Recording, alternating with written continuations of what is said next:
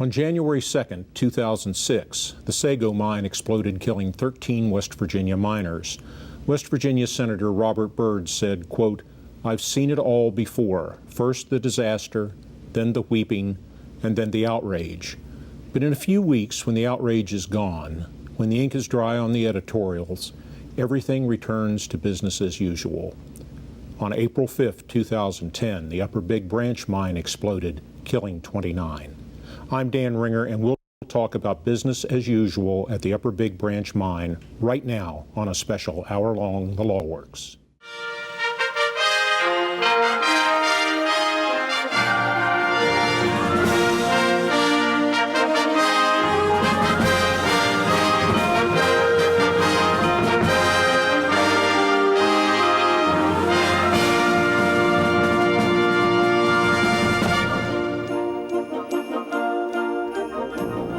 Following the explosion of the Upper Big Branch mine, Governor Joe Manchin said, quote, "We owe it to the families of the 29 miners we lost to find out what caused this, and we owe it to them and every coal miner working today to do everything humanly possible to prevent this from happening again."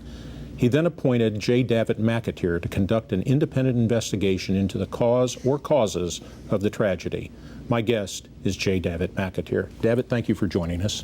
Thank you for having me, Dan. He appointed you to do what and how?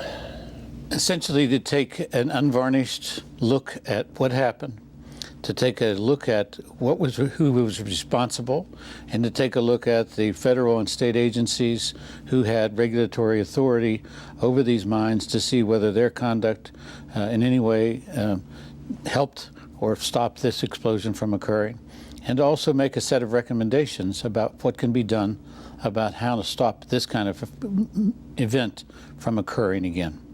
You published your report recently. You have a copy there in front of you.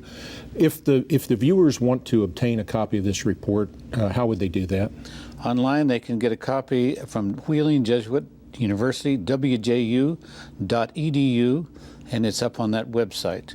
If they would like to get a copy of a hard copy, they can contact my office in Shepherdstown, West Virginia, 304-876-9447. You're going to have to charge, I'm sure, something for the mailing and printing of this. We'll have to charge for the mailing of the document, but the printing was done at taxpayers' expense. Okay, that's wju.edu, and you can find an electronic copy there. You can download it, print it if you wish. And if you are truly interested in this, and I recommend to you that you are, if you're here in West Virginia or if you're in Kentucky or pretty much any place else where there's coal mining activity, you want to read this. It is interesting. I won't say it's easy to read because I kept becoming upset as I read it. There's a lot there. It's a tough issue. It's a tough story. We took a very simple approach. I was asked at one of the family meetings by a sister of one of the miners who died to tell us what happened, tell them what happened. She said, "Tell it as it is." And we tried to do that, very much so. And that's how we came up with this document. The second question that we were asked by a widow is, tell us, how could this happen? And that, again, is a question we try to answer in this document.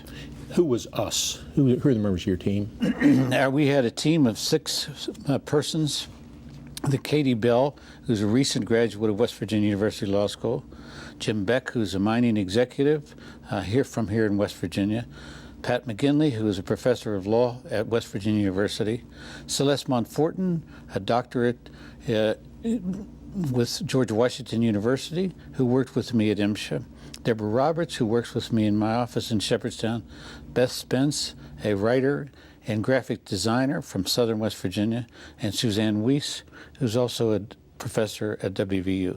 You said MSHA. You were the head of MSHA. What is that? The Mine Safety and Health Administration is a federal regulatory agency that governs mine safety and health and enforces the law through a series of inspections at those mines. You were the head of MSHA during President Clinton's administration. I was. And since then, you've done a number of investigations and reports concerning mine safety. Sadly, I've done 3 now. And I say sadly because that means we're continuing to have explosions and continuing to have death in the mines.